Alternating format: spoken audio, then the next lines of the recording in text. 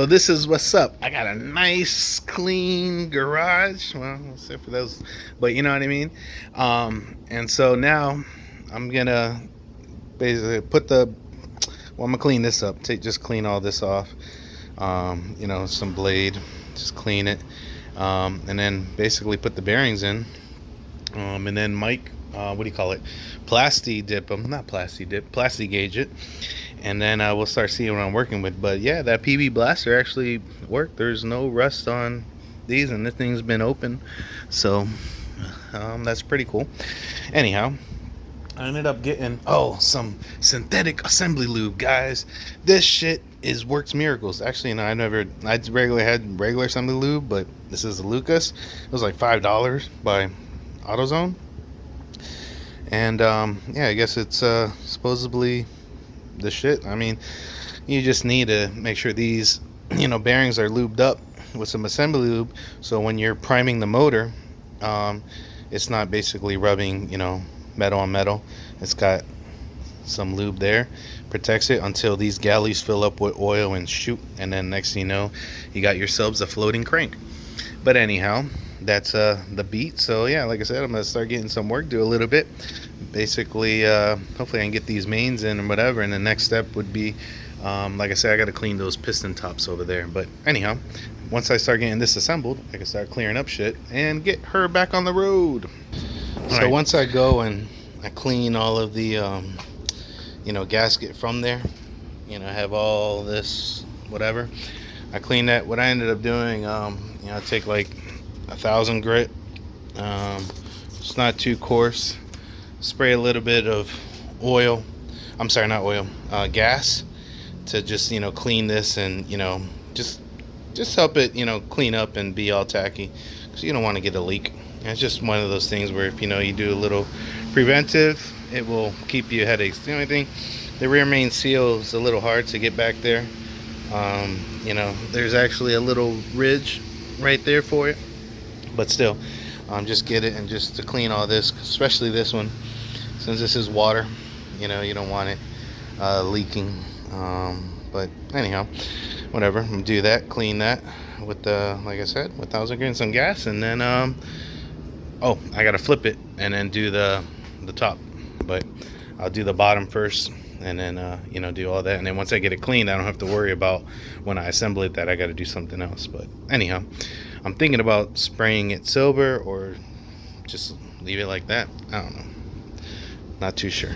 All right, so looks like I had the machine blocked until when you get closer, but still, you see how she's shining. When I talk about using the 1,000 grit, you're not going crazy. You don't want to make these lines disappear. As long as there's no ridge, you're good. I'm a, what's that thing called? Copper spray it. But I got the front, all done and stuff. So now, yeah, this block is ready. I just re-lubed it again with some PB Blaster. But before I put the rings in, I'm actually using like 10W40. 15W40, because that's all I run. But anyhow, put those in when I put the rings in. But yeah, that's gonna be that. I mean, at least I'm gonna just come now and do the crank and the mains, plasti gauge them, and then I gotta get the ring compressor from my brother-in-law, and then that'll be another day. I'll show you guys what do you call it, how we get those guys in. All right, so I got my King Racing bearings. These are the black edition. They're actually what do you call it, geared open, not geared open, but bored a little, like I believe it's 1 thou more for clearance for oil. Like I said, this is all that. So basically the main bearings on the bottom, basically what I just said, essentially it's the top, but these will go here where this groove is, and then the solid ones that come in the pack, these will go on the main caps. So I'm gonna go ahead and put all these boys in, slap in the crank, and then start doing some plastic gauge. So I got those main bearings in. There's no science to it, whatever. Now I got the upper bearings in, and you see that mark? See how this mark here? That goes lock to lock. So if your main bearings aren't numbered, well, there's an arrow there, and then there goes a number there. So this is number 1. You know, your bearings want to get locked like that, from lock to lock. Same with the connecting rods. Aftermarket ones, they usually don't have orientation on them. Like these stock rods, they have dowels, and it makes it go lock to lock. So that's just one of the things, you know, you always want to keep in mind, especially when going inside a motor, because you don't want to be fucking have to spin a bearing because you put something in backwards. But anyhow, I got this. I'm gonna go and hit 2, 3, and 4. Get the main girdle on. Oh shit, I fucked up. I forgot. I need to put my plastic gauge there. So I'll put those in, torque it down, take it back off, and then see what my measurements are. I'm just double checking. But anyhow, so then what you want to do next is get your plastic gauge set like that, you know, on all 4 mains. You know, you can see it and whatever, see it, and put on your main caps, bolt everything down to spec, and then bring everything up, and then we will see how much this flattens out. Depending on how much this flattens, we'll say how, you know, wide it is. You know, I really don't probably need to do this, but it's just a good thing to check, because then let's say if I do put it in and then I throw a bearing, trying to figure out what the hell happened, next thing you know, it came from the manufacturer like that, where it was, you know, out of whack. But I doubt it. These Kings got good, you know, what do you call it, reviews and whatnot. They were talking about this bullseye tolerance and, you know, whatever, all this shit.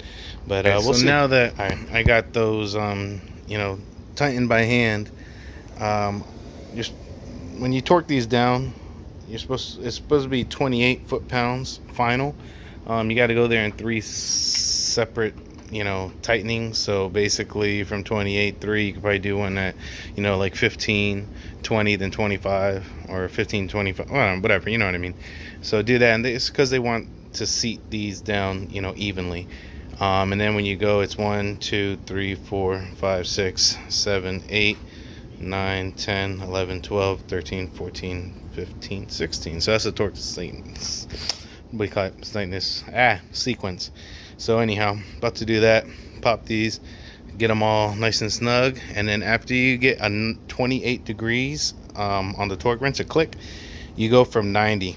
Turn the bolt 90. So what I'll probably do is, you know, get a white marker and or white out and mark it, and then turn the bolt till it hits 90, and then that's your final torque. All right, so now that we got our main caps off, we have our plastic gauge marked there, and then what you want to do is match this to this side is millimeters.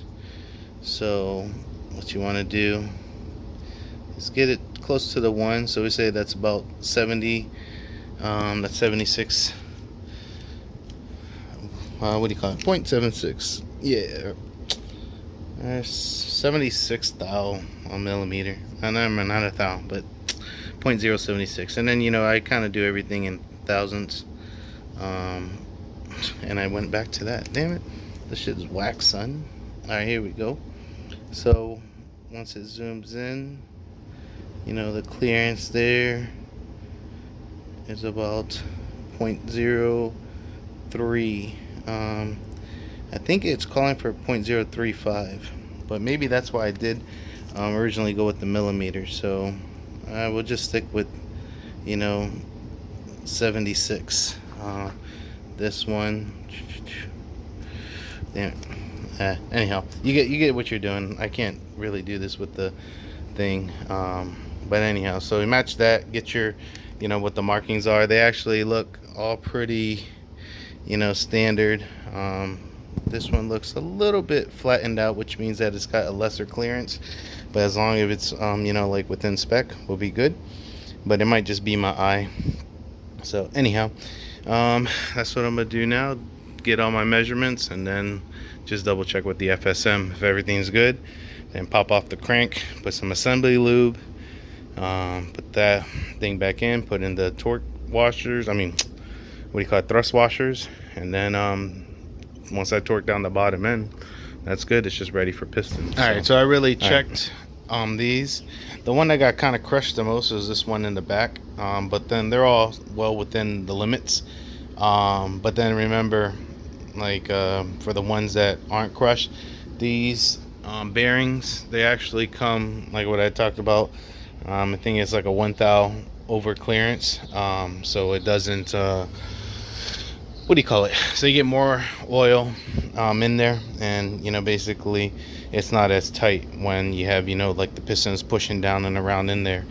It will keep it. So I mean, I'm happy with that. I rather loose tolerances and a thicker oil than thin oil and tight tolerances. So anyhow, regardless of what, this is all good. I'm gonna take her out because assembly lube on there, torque her back down, and then I could start like spinning her, and just once I torque it down, if it's like tight, then something's wrong. But I don't think that's happening based on these plastic gauge. But again, these plastic gauges are a poor man's way of doing things. These aren't the ideal way of doing it. You should, I really, ideally go and do a bore with the cam cap on, no thing, and then get that diameter, and then mic this, and then get that diameter, and what do you call it, whatever the difference is between the two, that is your clearance. So anyhow, regardless of what, we're good to go. So I got my assembly lube in there, and then I got my thrust washers there as well. So this stuff's kind of pretty tacky. I put a lot. If I run out, shit, I'll just go buy another one. But I'd rather have more than enough than none. So to eliminate dry starting. But anyhow, that shit's pretty there. I'm gonna put the crank back in and then lube up those. Oh, and I just gotta put the upper thrust washer that goes on here.